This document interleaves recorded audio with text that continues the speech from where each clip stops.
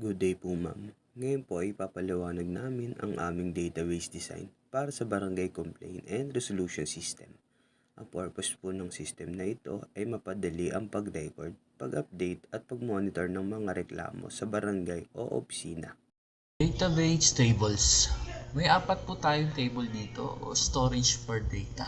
Ang unang table po is Barangay Officials Tables. Dito naman po nakalagay ang mga officials ng barangay na maaaring humawak o tumulong sa pagresolba ng mga reklamo.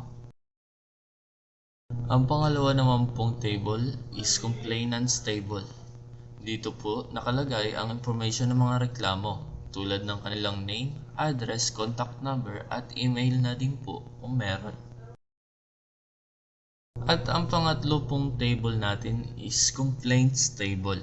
Ito po ang pinaka-importanting table dahil dito po nakalagay ang mga info ng reklamo, ang complainant ID, petsa na rin po ng pag-file, description ng reklamo, status kung filed, in progress, o resolved, at kung kailan ito na-resolba. At ang pang-apat po natin is Respondents Table. Nandito po ang mga impormasyon ng taong nagrereklamo tulad ng name at contact number nila. So yun po yung apat nating database tables. Queries.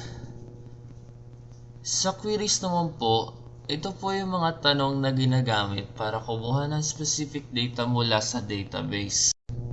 Meron po tayo ditong tatlo at ang una po natin is Complainant Complaint History Query. Ipinapakita po rito ang lahat ng reklamo na isinampa ng isang particular na complainant.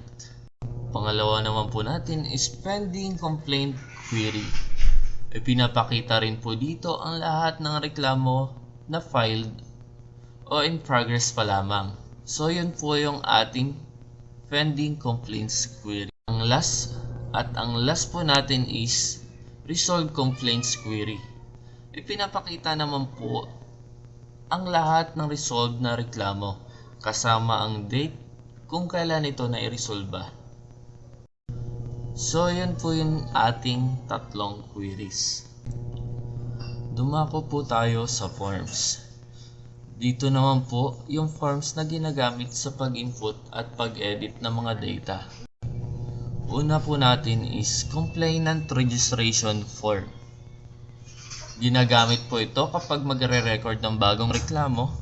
Dito inilalagay ang mga pangalan ng complainant, ang detalye ng reklamo at ang petsa kung kailan ito naisampa. So yun po yung Complainant Registration Form.